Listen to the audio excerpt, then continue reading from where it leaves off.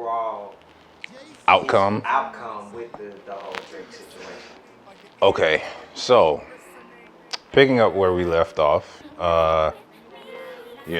just for slight context,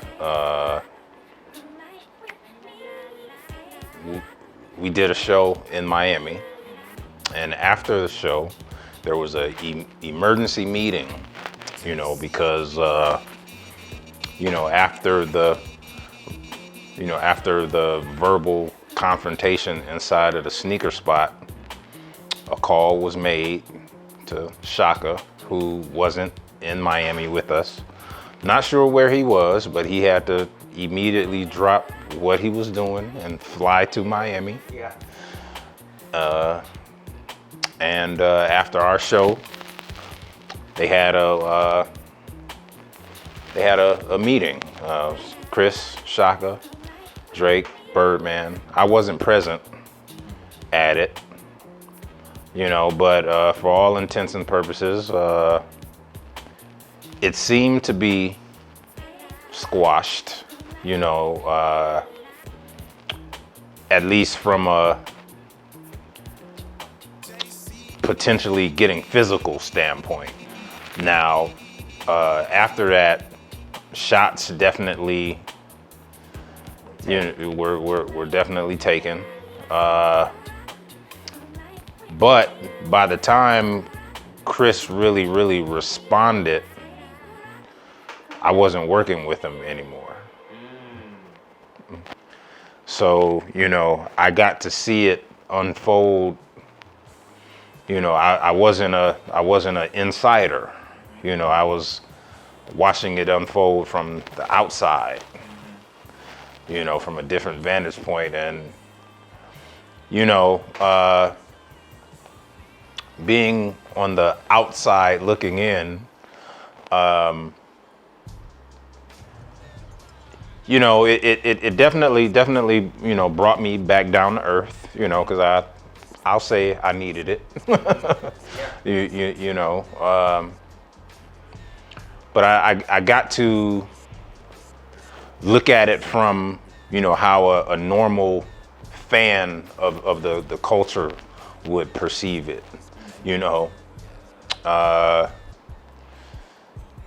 it took some getting used to, Yeah,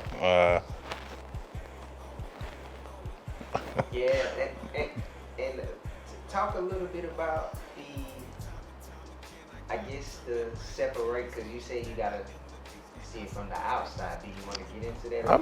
Hey man, I don't have I don't have no problem. Yeah. And I think it's good that I'm talking about it now. Because I can talk about it and not talk about it like I'm a victim. Mm-hmm. You know what I mean? Absolutely. Like I've, it's been 13 years now. So, I definitely, okay, so I got fired. Bring y'all up to speed. I got fired because, I got on social media and I let off a few tweets. None of the tweets were disrespectful, per se. Like I wasn't, but I was vocal about a situation that, in hindsight, I was better off keeping to myself. But,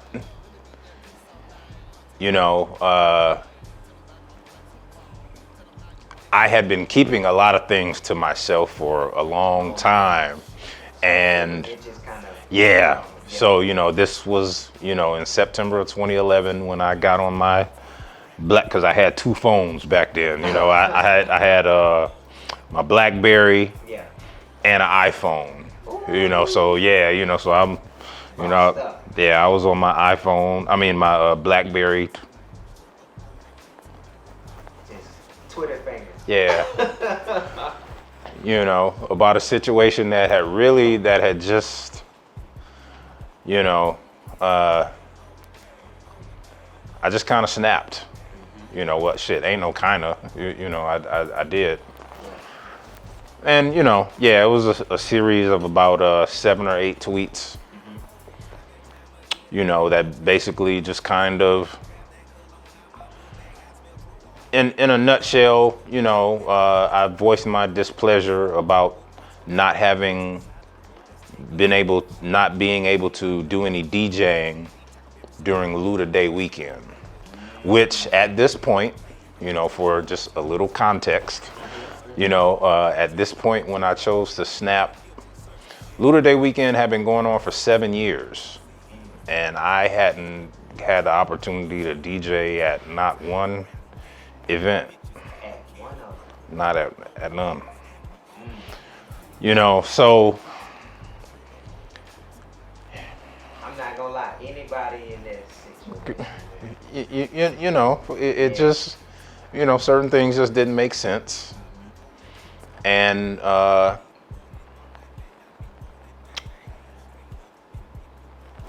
got on Twitter, man, and somebody took a screenshot of all of my tweets, made a blog post, Luda's DJ, what did it say?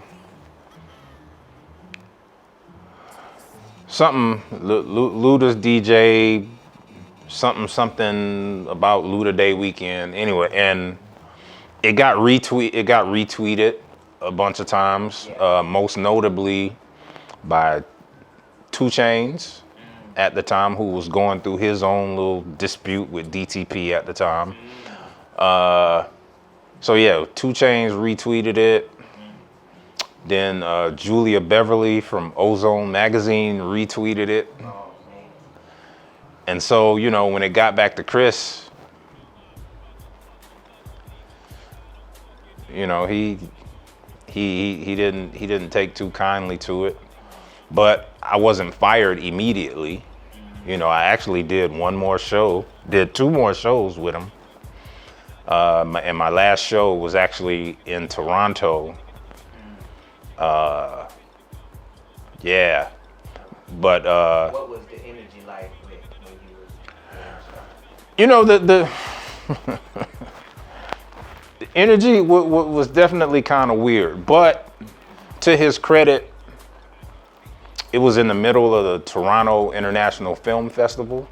So, you know, when I got to Toronto, you know, because he was already there, you know, he had a bunch of movie people around him, you know, and it just, energy was just weird. You know, like we did the show, and his birthday was that weekend, but, you know, I didn't, you know, I had to turn around and come back to Atlanta, you know, because at that time I was having issues with my passport and traveling in Canada because of some trouble that I got into back in the 80s. You know, this is why, like, when you hear people say don't fuck around in Canada, you know, like if you got any type of criminal record, you know, when you get to Canada, be honest about it. Because if they will dig into your background, and if you say some shit that don't match up, they're not letting you in the country. Period. Canada does not play. So, you know, I had to turn around and come back to Atlanta because of those issues that I don't have anymore. You know, but yeah, energy was just weird. And then there was some international dates that that came up right afterwards, and I missed out on those.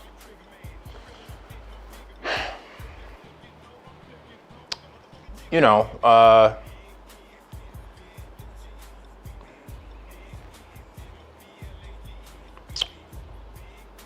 definitely I take full ownership of the fact that I shouldn't have said what I said, you know, in the place that I said it.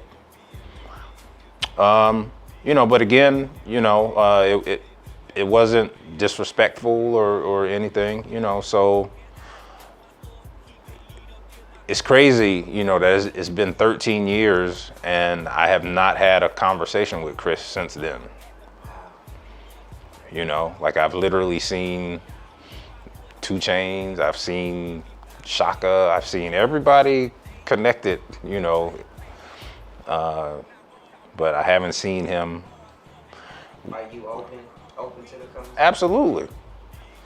I would love to have a conversation, because, it's a lot of things, that, I feel need to be brought to his attention. And, even if we never work together again, just a conversation as men, I would respect that.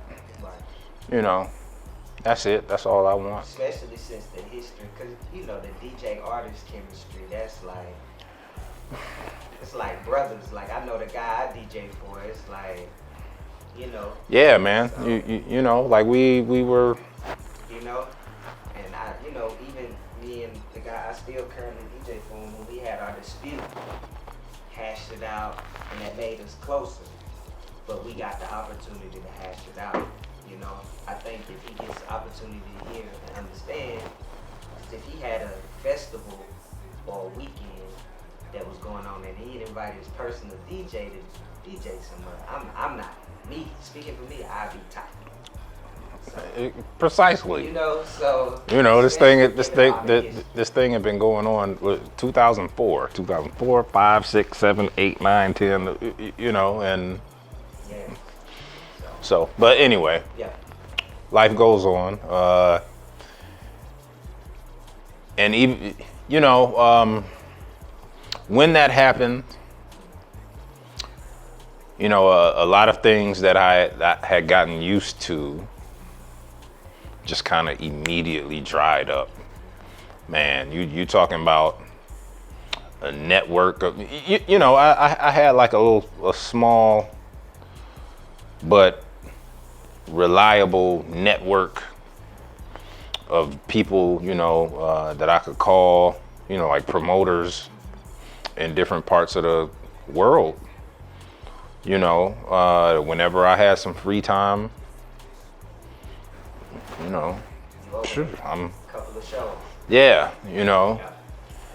man, when word got out that I wasn't affiliated with Chris, all that shit dried up. People weren't returning phone calls or, but through all of that, I was able to start my own party, at the sound table. Okay. So in 2012, that's when I did my eargasms parties. Hey. Carl the owner. Yeah. At the time? Yeah, and see, like I gotta hit my history with Carl goes back to the mid '90s. Because we used to DJ at a club downtown called Velvet. What? So. I never knew that about Carl. That's dope. Yeah, man, Carl got records. No, I know he. Yeah. I didn't know that though. Yeah, man. Wow. Serious. He. You name it. He used to bring them crates in, man. Yeah, that's what's up. Effortless. Neo soul, jazz, house, funk, whatever. Your crate game had to be. Okay. That's what's up. Like I said, the DJing, as I said in part 1, it was a contact sport. Like everybody wasn't DJing. The only people that was DJing were the people who really, really loved it enough to, go to the record stores and, you know what I mean? Yeah. So the people who were DJing back in that era, you had to be nice with it. Not just, not just your scratching and all that, but just an overall song selection. You had to be able to read the room. Right. That is something that has been constant. That's the constant. Doing these shows, you might have some. You might have a couple of things pre-planned out, but you gotta read the room. Right. And have a good music IQ. Yeah. That's what I like to call like a musical IQ. Yeah. Putting it together. Mm-hmm. On top of reading the room. That's the part where people don't understand. Yeah. Cause see, people actively listened for the blend and whatever back then. People's attention spans, they were, now the attention spans is not what they used to be, man. So, but yeah, so shout out to Carl. He he took a chance on me, and Eargasms, that was a party that I had for almost 9 years.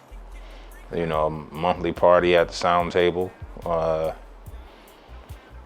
Enjoyed it, and to this day I still deal with Carl. He does the high frequency Fridays at the high. So I've done that. It's a good feeling, man. Once I really just sit back and just think about everything that I've been able to do, just from putting records on a turntable, the places that I've been able to go, just, man. It's mind blowing. Hey, man, and still at it. Right. Still at it. Getting ready to go to St. Louis, play some records. Right. Real quick. Can't beat it. All right. What would you tell the younger youth, knowing like with the foresight? If you could go back in time, Woo. what would you tell? What would I tell the Jaycee that was getting ready to start? In '93? Yeah. What 2024 Jaycee would tell 1993 Jaycee?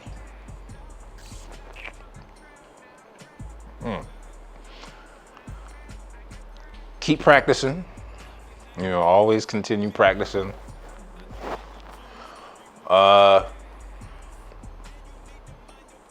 Don't be so lone wolfish. Like I can get along with anybody. Like I make,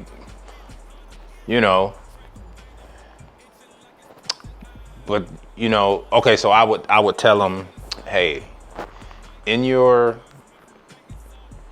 going to come across some DJs that don't take it serious as you do. You're gonna come across those who don't really put in the practice, the sweat equity. You're gonna come across some of those, and somehow, even though you are doing right by the craft, doing all your practicing and somehow you're going to be made to look like you're the oddball because you take it serious and right? You're going to be called too technical and I would say tune that shit out. Try to be friendlier with people, because if I had $1 for every time I heard somebody say, man, he looked mean as hell, the look on my face would be like, it's crazy. I didn't get that vibe. Hey man, to this day, even my lady, you know, she'd be like, you know, sometimes you should talk a little more. You know, you should, you know, Yeah. be more engaging. I'm like, shit, I'm trying, you know? Yeah. But, you know, yeah, just what I would say, take it serious, kick ass, you know, and always keep your work ethic. You know, be professional at all times. All times. Don't never be late for a sound check. Don't let, you know, because, you know, the people who don't take it as serious as you know, they try to find any small thing to, you know, hold against you. So, you know, don't give niggas, you know, too much to, you know, that they can arm themselves with, you know.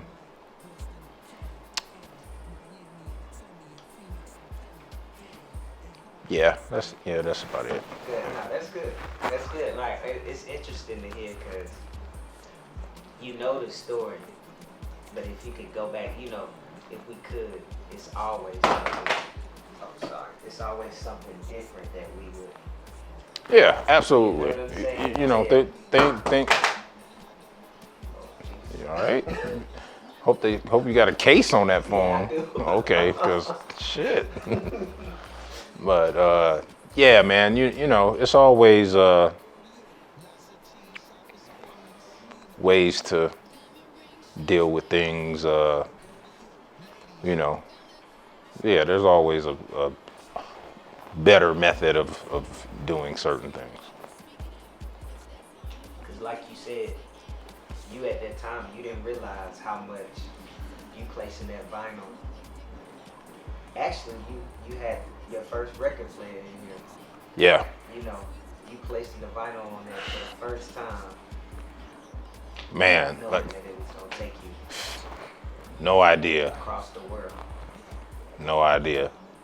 You know, like when I got that turntable, you know, I ordered it out of a magazine. Had it delivered to the record store that I was working at. I was working at Greenbrier, Peppermint Records. And I just remember riding the bus home with it. Like, wow. I got a motherfucking Techniques turntable right here, you know, and Crazy. man, look at that thing, man. That shit is, man, it takes me back to '88 so instantly, man. What's the first record you dropped on it? You remember?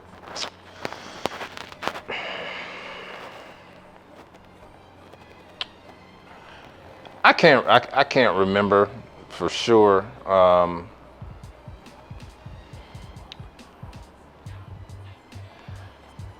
Yeah, I can't remember what the first record I played on it was, but I just remember just being so hyped, you know, hooking it up, you know, plugging the ground wire into the, oh man, it's just, Yeah. yeah, man. Yeah. Definitely like it. Yeah. Yeah, so I know off camera we were discussing, you know, some stuff with the brother P Diddy. And I know you had a couple of encounters, not like that. No. But I know, yeah, I was like, I think it'd be cool to kind of talk a little bit about that, if you feel like yeah. You know, okay, so first time I met him, he was Biggie's hype man. You know, this was summer of '94. You know, at the Outkast Southern Playalistic picnic. You know, they were celebrating Outkast going gold at this point. So LaFace Records, shout out to Shanti Das. You know, they they put this cookout together. You know, rest in peace, Rico Wade, because you know he's a grill master. What? Like that. Like that. Like everybody in the Dungeon family will tell you, Rico loved being on the motherfucking grill, right? But yeah, so it was Outkast Southern Playalistic Picnic. Biggie performed. At the time, Juicy had just come out. You know, so it hadn't took the world by storm yet, but it was definitely on its way. And I DJ'd for Biggie. He was doing Unbelievable. He asked Puff asked me if I had the instrumental to Mad Lion's Take It Easy, because that was like the hot record at the time. So, you know, he asked me to throw it on so Biggie could freestyle over it, even though the verse that he was doing his Unbelievable verse over the Take It Easy beat. And there's footage of this on YouTube. So and we got permission to use it. Yeah. So I didn't get asshole tendencies from him at that point, you know, because, you know, like I said, he was just kind of playing his role as Big's hype man at the time, you know. But fast forward a few months later, there was this party downtown at this spot called Soho, and this is when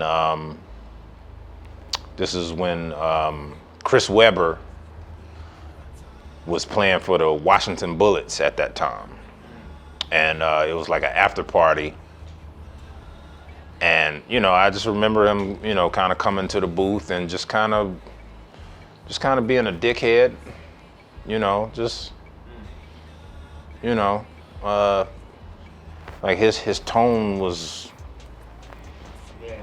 aggressive for no reason. Like, calm down. Yeah, you know, but you know, didn't have no issue with him, but you know, I could definitely see, you know, that the success was, yeah, you know, and he was having so much success. And he was coming down here doing bad boy weekends. Like there was a time when you saw Puff in the streets of Atlanta more than you saw Jermaine. Yeah.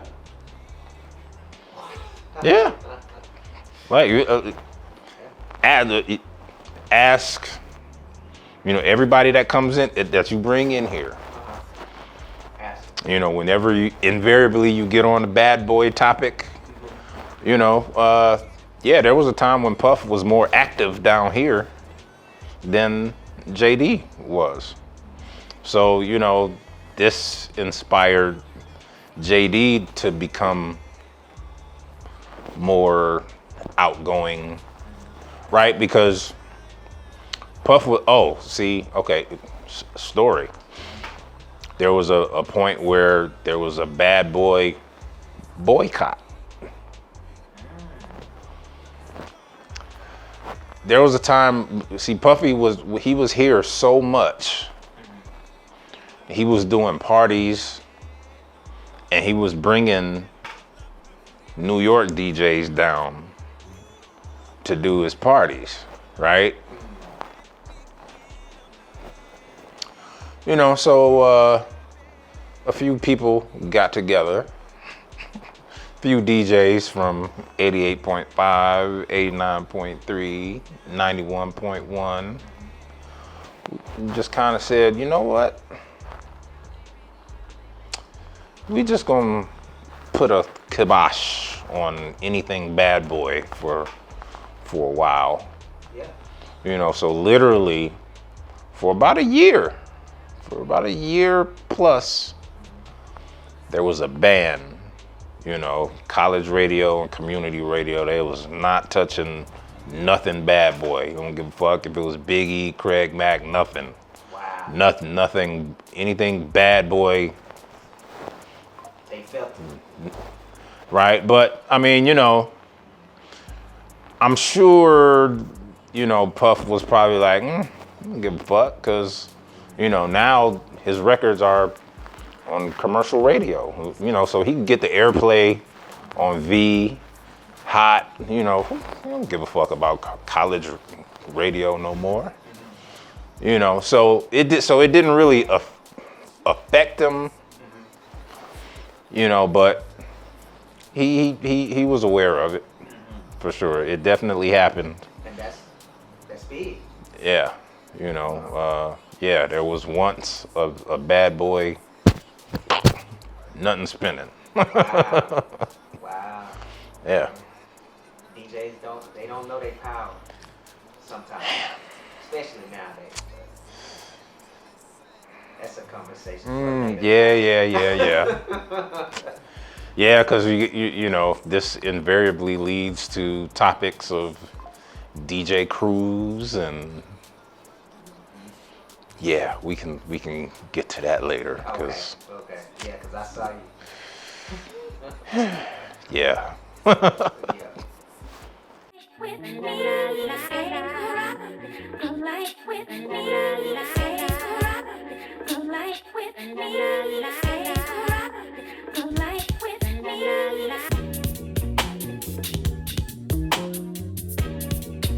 Jaycee.